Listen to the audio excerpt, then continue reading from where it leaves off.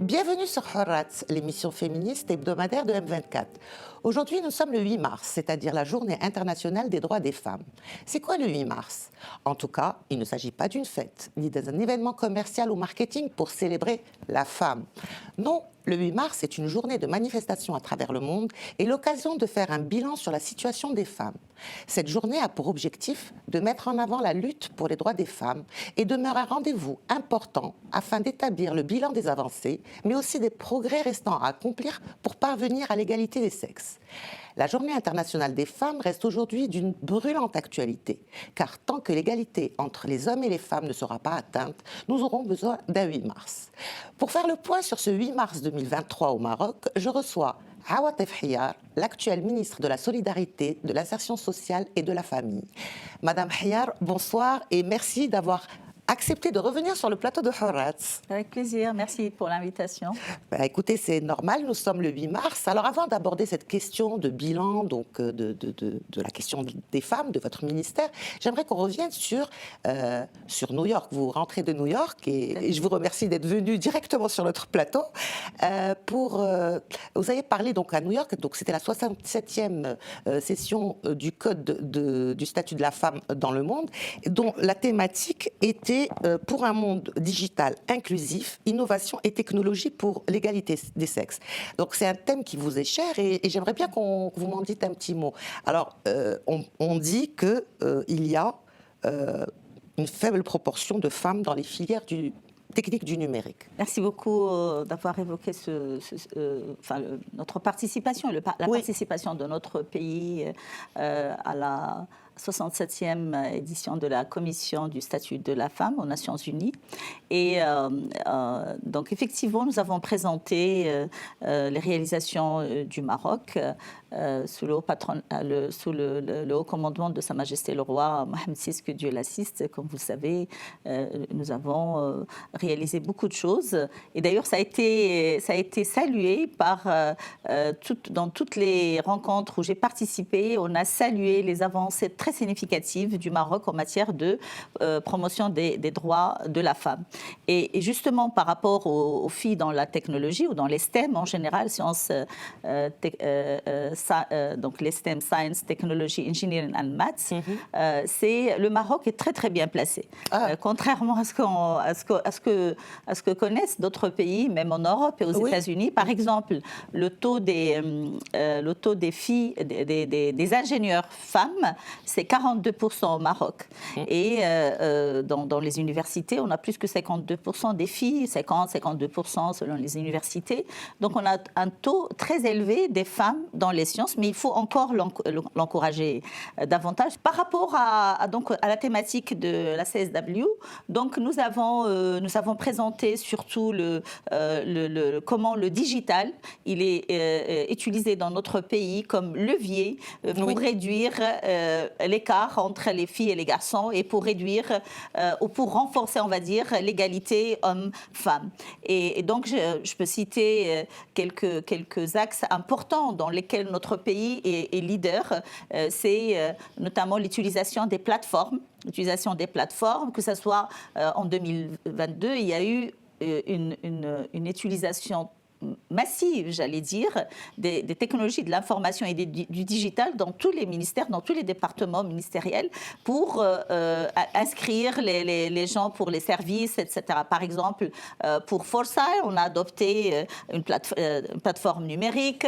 Par exemple, pour Jisr Temkin Riyada, qui est le programme du ministère de la Solidarité, de l'Insertion sociale et de la Famille, on a ouvert des plateformes dans toutes les régions du Maroc. Actuellement, nous avons 26 000 femmes qui sont inscrites et qu'on va aussi accompagner sur des plateformes pour la formation. Ça sera une formation hybride. Donc c'est pour généraliser en fait l'accès Internet qui va devenir incontournable dans les prochaines années. Donc il faut généraliser l'accès Internet. Si on n'a pas accès à Internet, on sera comme quasi analphabète. Oui, ça c'est la fracture numérique, c'est la fracture numérique et même l'analphabétisation numérique, on va dire. Donc il faut absolument qu'on adresse ce sujet. Alors pour le ministère de la Solidarité, de l'Insertion sociale et de la Famille, nous avons opéré d'une approche, on va dire frugale. Oui. Pour citer un mot qui m'est cher, nous avons opté pour la digitalisation des infrastructures du pôle. Parce que le pôle social, il a des centres dans toutes les régions du Maroc, y compris dans le monde rural. Mais parfois, on n'a pas tous les centres. C'est-à-dire, on a un centre pour les personnes handicapées, on a un centre pour la femme. Combien de centres au total, en fait? Actuellement, nous avons plus de 4200 centres. D'accord ? Et donc, plus si je compte les centres de l'Initiative nationale du développement humain, les centres des autres départements, on peut facilement arriver à 10 000 centres et même plus. Donc, nous, dans le pôle, nous avons opté pour la digitalisation de ces centres, de telle sorte à ce que, d'abord en créant ce qu'on appelle le guichet social unifié digital, et donc pour que les femmes, même dans le monde rural, elles accèdent à n'importe quel centre du pôle social et elles peuvent accéder à travers les plateformes digitales au service du pôle. Et donc, elles pourront télécharger les modules de formation, elles pourront s'inscrire. Il y a des personnes qu'on a formées cette année, on a formé une centaine de référents dans le digital, qui eux-mêmes, on leur a demandé de former chacun, parce qu'on va arriver à 1000, on a demandé à chacun de former de former une dizaine de personnes. Voilà, chaque personne forme 10, donc on est sur 1000. Donc, ces référents dans le digital, ils sont dispatchés, on va dire, dans les centres, et donc, ils vont accompagner les femmes vulnérables ou dans une situation difficile qui ne savent pas utiliser le digital à accéder, mais gratuitement. C'est ça ce que je veux dire, gratuitement. Donc, on a adopté cette approche pour qu'il n'y ait pas un coût supplémentaire pour de la connexion ou des outils aussi, parce qu'on met à disposition des PC, etc. On est même prêt à aller vers des tablettes à donner aux femmes pour qu'elles puissent accéder aussi, enfin qu'elles puissent consulter le contenu téléchargé depuis chez elles. Justement, donc, pour revenir au thème de la CSW, donc, c'est vrai qu'on a parlé des inégalités. C'est vrai qu'au Maroc, nous avons cette chance d'avoir quand même 42% donc de femmes ingénieures dans le technique. Bon, après, le volet, elles sont où au niveau de l'emploi? On l'évoquera peut-être après, parce que malheureusement, elles sont brillantes à l'université, mais que deviennent-elles par la suite? Ça, c'est un problème, on l'évoquera peut-être tout à l'heure. Mais je voudrais revenir à cette thématique qui a parlé donc de cette inégalité à l'accès, mais aussi des violences numériques. La dernière fois sur ce plateau, nous avons évoqué les violences de manière globale, mais il y a aujourd'hui cet aspect-là, comment protéger les droits des femmes, des filles, surtout des jeunes, dans les espaces numériques et lutter contre cette violence qui existe. Tout à fait. Et d'ailleurs, c'est pour ça que cette année, en 2022, le ministère de la Solidarité, de l'Insertion sociale et de la Famille, nous avons choisi le thème de lutter contre les violences numériques à l'égard des femmes et des filles. Et donc, nous avons lancé en novembre 2022 cette campagne nationale de lutte contre les violences. Et elle était une campagne très réussie parce qu'on a atteint plus de 1,5 million de personnes qui ont été touchées. Il y a eu des interactions très, très importantes. Il y a des influenceurs qui ont adopté le sujet, et je les remercie, et qui ont relayé le message. Il y a eu un hashtag, Manskouch. Il y a eu aussi une vidéo d'une jeune fille qui, en ouvrant son mobile, elle reçoit plein fouet, on va dire, de tous les réseaux sociaux des violences, justement. Donc, je tiens à signaler que le Maroc, il a la loi 103/13. Et la loi 103/13... Est-ce qu'elle tient compte de tout ça? Oui, bien sûr, bien sûr. Elle encadre les violences numériques aussi, tout type de violence. Elle encadre les violences numériques aussi. Mais ce qu'il faut, c'est d'abord la sensibilisation pour que les filles soient protégées, mais aussi que les filles et les garçons, parce qu'il faut être honnête aussi, sur le net, il n'y a pas que des hommes qui agressent les filles, il y a aussi des femmes qui lancent des messages agressifs. Donc c'est toutes les violences. Il y a du harcèlement. En fait, il y a des violences numériques. Donc déjà, la sensibiliser, la loi punit. Je tiens à signaler aussi les efforts très très importantes de la direction de la Sûreté nationale qui ont des cellules de veille cybernétique, c'est-à-dire sur de la cybercriminalité et notamment des violences numériques. Et ils ont des laboratoires scientifiques qui peuvent faire la traçabilité des messages et arriver jusqu'à l'agresseur, on va dire. Voilà. Donc c'est un sujet qui est encadré. Maintenant, il faut quand même sensibiliser et surtout, et là j'aimerais citer aussi la plateforme plateforme Kun Label, lancée par la Commission nationale de la protection des données privées, où nous avons signé avec eux cette convention, qui sensibilise les femmes et les enfants sur les violences et les risques du numérique et les violences numériques. Et voilà, quelqu'un est agressé en ligne, quelle est la procédure à faire? Il faut faire des captures d'écran, il faut porter plainte, il faut porter plainte de la même façon qu'une agression. On porte plainte de la même façon, sauf qu'il faut avoir des traces. Il faut prouver. Voilà, il faut prouver. Il faut pas prouver, juste prendre des captures ou bien des échanges dans les messages ou des messages qui circulent sur Internet, mais bien sûr une agression sur des particuliers, sur des personnes. On peut pas, c'est-à-dire quand il y a vous savez, du bad buzz qui circule, malheureusement... Il faut fermer les yeux. Voilà, non, ça aussi, il faut qu'on l'encadre, on travaille sur ça.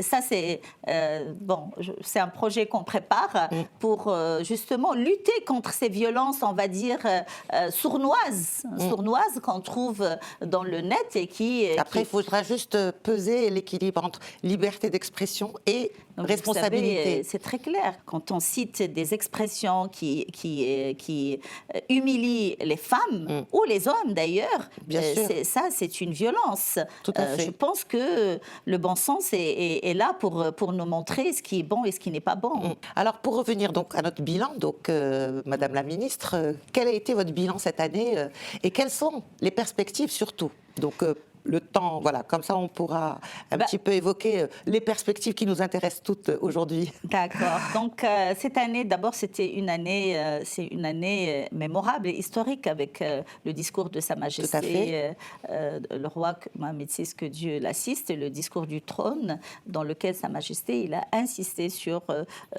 l'importance de permettre à la femme d'accéder à ses droits pleinement et d'accéder à au développement, enfin aux activités de développement. Et donc le gouvernement, parce que c'est un effort du gouvernement, c'est-à-dire il y a le département chargé du dossier de la femme qui est le ministère de la Solidarité, de l'Insertion sociale et de la Famille, mais il y a d'autres départements aussi, parce qu'on travaille dans la convergence et pour décliner aussi les engagements du programme gouvernemental, notamment en matière d'autonomisation économique de la femme.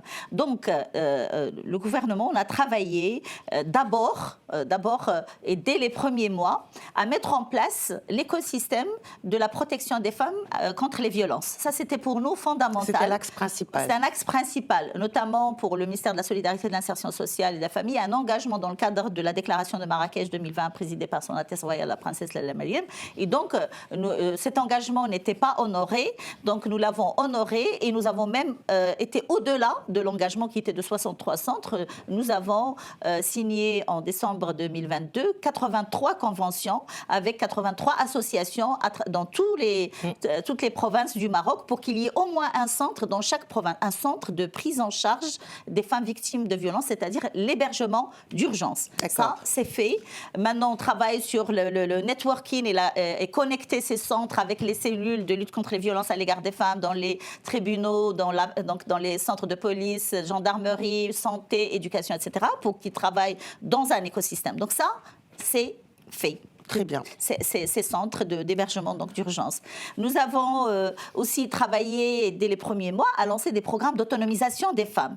Donc, ça, nous en avons déjà parlé. Oui, j'ai cité Forçage, Awarash, Jisr, Tmkin ou Riyada. Alors, je sais que vous avez réalisé pas mal de choses en matière donc, de violence, d'autonomisation des femmes, que c'est un chantier qui a encore beaucoup de choses à faire, mais je pense que les choses vont aller dans le bon sens. Maintenant, moi, j'aimerais, ce qui m'intéresse le plus, c'est ce fameux colloque qui s'est déroulé en début d'année, là, en 2023. Vous avez pris finalement l'initiative, c'est une très belle initiative, en organisant un colloque de la femme, de la famille et du pari du développement. Un colloque que vous avez dit qui reviendrait en fait chaque année pour faire un petit peu le point. Ce serait un petit peu notre 8 mars à nous, n'est-ce pas? Oui, voilà, on va essayer. Alors dites-moi un petit peu les objectifs et puis les conclusions de ce colloque. Alors les objectifs de ce colloque étaient dans la suite du discours de Sa Majesté, le discours du trône et l'engagement du gouvernement pour mettre en place, on va dire, une vision, enfin un projet pour l'égalité et l'effectivité de de l'égalité homme-femme. C'est suivre aussi les orientations de Sa Majesté. Tout à fait. Alors, mais on avait remarqué qu'il y avait eu une très belle dynamique suite au discours royal, et tous les partis politiques, les organisations féministes, la société civile, les départements ministériels, les conseils constitutionnels, donc tout l'écosystème a commencé à bouger et à faire des réunions, à faire des propositions. J'ai reçu beaucoup de propositions au niveau du département du ministère de la Solidarité, et donc on s'était dit, il faut bien qu'on écoute tout ce beau monde et qu'on recense toutes ces propositions et essayer de voir qu'est-ce qui se dégage comme priorité de ces propositions. Et nous avons mené la chose en parallèle avec une consultation citoyenne avec le Conseil économique et social et environnemental, que je remercie pour son excellente collaboration. Donc on a lancé sur Internet, sur la plateforme Osharico, la question justement, qu'est-ce qui empêche la participation pleine de la femme dans le développement. Et nous avons organisé le premier colloque de la femme, la famille et le pari du développement pendant 2 jours. Et donc nous avons écouté tous ces acteurs que j'ai cités, et ce qui s'est dégagé donc les recommandations. Donc les objectifs étaient d'écouter et d'arriver avec des recommandations et des axes prioritaires qui se dégagent. Donc il y a eu 3 grands axes qui sont sortis de ce colloque. 2 qu'on connaissait, c'est l'autonomisation des femmes, mais plus large que l'autonomisation économique, c'est-à-dire l'autonomisation politique est venue en premier. Donc l'autonomisation politique, économique, culturelle, environnementale, etc. Donc l'autonomisation de la femme au sens large. Il y a eu un deuxième axe qui était au-delà des violences. C'était vraiment aller vers un environnement ami des femmes. Un environnement non seulement protecteur, mais ami des femmes. C'est-à-dire là où la femme... Un espace public plus Pas que l'espace public. Là où la femme se trouve, il faut un environnement ami des femmes. Donc, c'est-à-dire dans la famille, dans l'espace public, dans le travail, à l'école. Public, privé, toutes les sphères où transitent, on va dire, les femmes, il faut que ces sphères se connectent, mais d'une façon safe, pour la femme. Donc, c'est un environnement protecteur et ami des femmes, dans lequel, bien sûr, on va trouver la lutte contre les violences à l'égard des femmes, mais on va trouver aussi un environnement qui va favoriser le transport des femmes, par exemple, parce que c'est un problème, le transport des femmes, qui va favoriser l'épanouissement des femmes, etc. Donc, c'est un environnement protecteur et ami des femmes. Donc, c'était beaucoup plus large que ce qu'on adressait. Le troisième axe, alors ? Le troisième axe, c'est un axe qu'on a trouvé, tout le monde, alors à l'unanimité, parce qu'on a eu les partis de la majorité, les partis de l'opposition, les conseils constitutionnels, comme j'ai cité, tout l'écosystème, les élus, beaucoup de parlementaires ont assisté, donc la société civile, etc. Tout le monde était d'accord sur qu'on ne peut pas le faire sans les hommes et sans les garçons et sans la famille. C'est-à-dire, il y a plusieurs décennies que les mouvements féministes luttent, bien sûr, et même en Europe. Je reviens de la masculinité positive, c'est ça ? Je reviens de New York, c'est le même constat. C'est le même constat, même au niveau mondial. C'est qu'il y a quelque chose qui bloque, on ne peut pas aller plus loin. Et donc là, il faut que les hommes aussi participent avec nous. Et donc là, on a lancé, nous, au niveau du département, le projet, enfin, bon, je ne vais pas griller l'exclusivité, mais on va le lancer. Ça m'intéresse. Voilà, on reviendra sur ce sujet après, la masculinité positive, mais même au-delà de la masculinité, c'est la famille. C'est-à-dire comment la famille, il ne faut pas que la famille soit un frein. Au contraire, il faut qu'elle soit derrière la femme pour les soutenir. Il faut qu'on accompagne la famille aussi avec des formations, avec des programmes du positive parenting pour éduquer les enfants. Tout à fait. C'est l'éducation en fait de base. Dès le très jeune âge, parce qu'il faut agir vite avec tout ce qu'on a dit, mais il faut agir à long terme pour les générations futures. Donc il faut accompagner les familles pour que l'éducation des enfants soit une éducation qui s'approprie l'égalité et la culture de l'égalité entre les hommes et les femmes, pour lutter contre les stéréotypes, parce que ça c'est fondamental. Tout à fait. Donc voilà, donc la famille, mais pas comme un boulet, on va dire, mais plus comme une force. Comme une force qui propulse et qui aide les hommes et les femmes. femmes, bien sûr. Alors, j'ai noté les 3 axes, autonomisation, environnement safe, un environnement... être accompagné des hommes, ce qui est évident, parce que le féminisme, comme je le dis souvent dans cette émission, concerne aussi les hommes et la famille. Ce n'est pas quelque chose qui est contre les hommes, bien au contraire, ça sert les hommes aussi. Mais je voudrais revenir sur l'aspect juridique. Est-ce que lors de ce colloque, la situation juridique, le code de la famille a été évoqué, ou bien c'est quelque chose que vous allez faire en deuxième plan? Bon, écoutez, nous, on a intervenu on a organisé ce colloque dans le cadre du périmètre du ministère, qui est les politiques publiques. D'accord. D'accord. Et donc, le débat était autour de, justement, quelle politique publique pour l'émancipation de la femme, pour qu'elle puisse participer pleinement au développement. Mais bien évidemment, il y a eu quelques interventions sur ça. Mais moi, je pense que, déjà, sur ce sujet, on a donné le temps.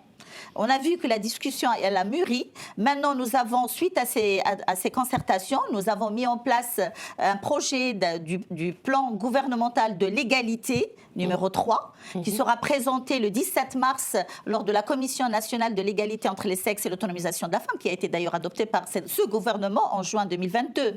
Donc déjà, on a énormément avancé puisqu'on a maintenant un projet. S'il vous plaît, en une année, on a quand même un projet d'un plan gouvernemental de l'égalité numéro 3. D'accord. C'est noté, j'ai bien compris. Voilà. Mais voilà, moi, le code de la famille, et bien évidemment, on a mis dedans toutes les concertations, on va dire le fruit des concertations, et on donnera aussi le temps après pour l'enrichir un petit peu avant de l'adopter dans sa version définitive. Alors pour le code de la famille, vous savez que le code de la famille est un sujet qui est sous on va dire la tutelle du commandeur des croyants. Mais nous avons vu, mais Sa Majesté, le commandeur du croyant, est là. Mais je sais que M. Aziz Arnouch, en tant que président du RNI, a demandé...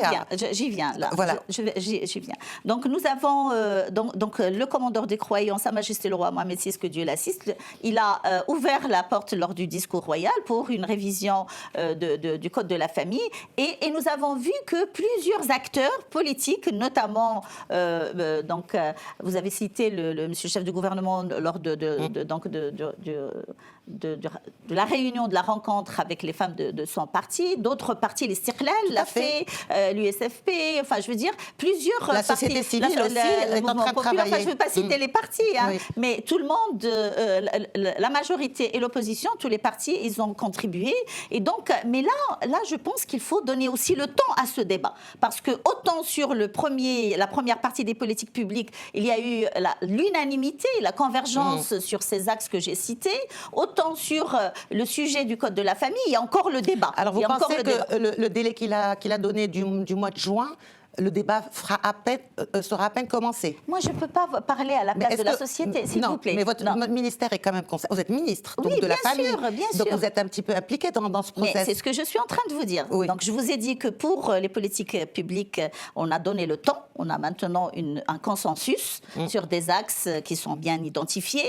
Je pense qu'il faut laisser le temps aussi, parce qu'il y a quelques débats qui commencent à se faire sur le sujet, des propositions.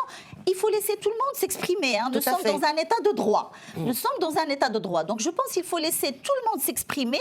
Et c'est pas... moi, je ne suis pas d'accord à ce qu'on commence à dire je suis pour ça, je suis contre ça. Il faut écouter. Il faut qu'on apprenne à écouter. Et notre pays est un pays millénaire. C'est un pays d'une grande civilisation. Nous avons toujours fonctionné dans l'intelligence collective. Nous avons toujours... Bien sûr, il y a des avis contradictoires, mais heureusement, c'est la démocratie, c'est la liberté d'expression. Bon, maintenant, il faut qu'on converge tous vers quelque chose qui soit dans l'intérêt de la femme marocaine, mais qui soit aussi dans l'intérêt de notre pays, dans le respect de nos fondamentaux. Et je fais confiance à l'intelligence marocaine. Je fais confiance, mais il faut encore une fois donner le temps au temps, parce que c'est un débat qui n'est pas anodin.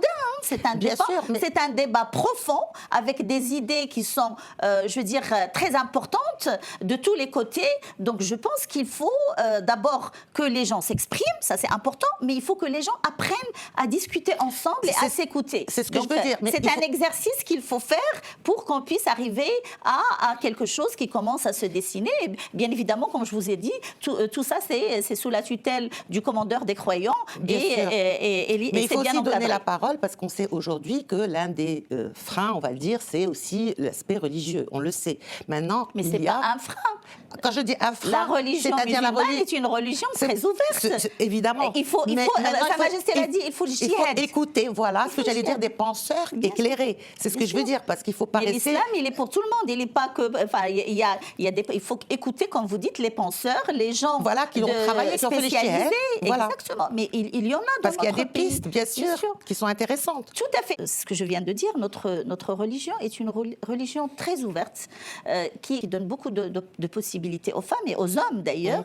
Mais encore une fois, il faut mener un débat serein. Un débat serein et apaisé. Tout à fait. C'est très important. Et alors parce que notre objectif, c'est quoi? C'est promouvoir les droits des femmes marocaines, bien sûr, ça tout le monde est pour, mais aussi dans le cadre de notre pays et des caractéristiques intrinsèques de notre pays qui sont l'écoute, la tolérance et le partage. Donc voilà, les choses vont évoluer tranquillement. Je vous pose quand même la question, vous allez me dire, je vous ai déjà répondu, mais est-ce que vous pensez qu'on va aller vers un changement de paradigme par rapport au code de famille ou on va aller plutôt sur des amendements?